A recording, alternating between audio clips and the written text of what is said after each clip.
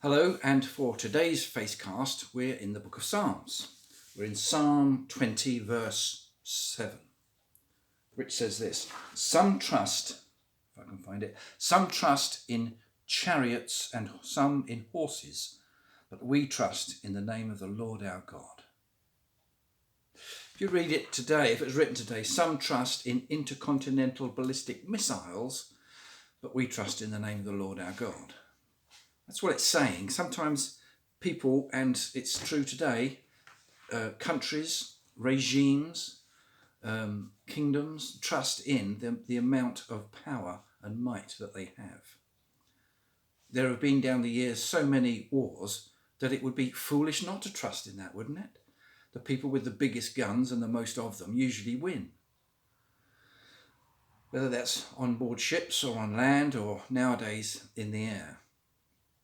We trust in horses, and some trust in chariots and some in horses. In other words, in the material things in this world and in man's ability to wreak havoc upon his fellow man. But we, that is those who are followers of Jesus, this is in the Psalm, so it's the followers of the Lord our God. He's represented to us by Jesus. So for us, we think of Jesus as we think of God the same.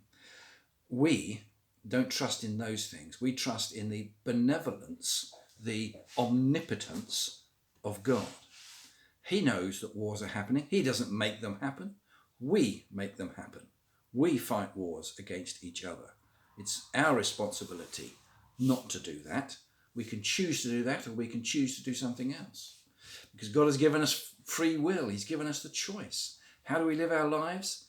Continually fighting in wars against each other, or under the direction and the guidance of the Lord our God, who shows us ways to live with each other peacefully and understandably, and with reconciliation at the heart of all we do. That's what that psalm is saying to us. Don't choose the wrong way to live. Don't choose the earthly way, the human way which is failed, the sinful way to live. Choose the right way to live. Does that mean we get rid of all our weapons? And big discussion there, isn't it?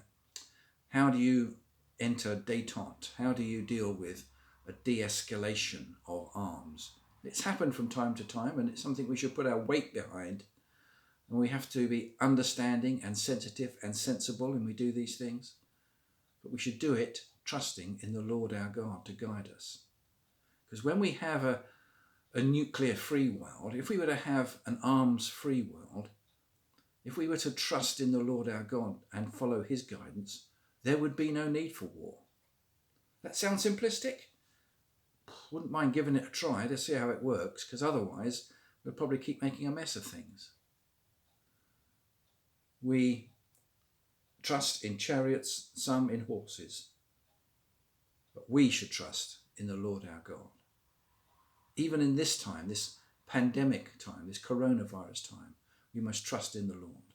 Yes, a vaccine will come and will help and will hopefully enable us to live the kind of lives we were living. Is that a good thing?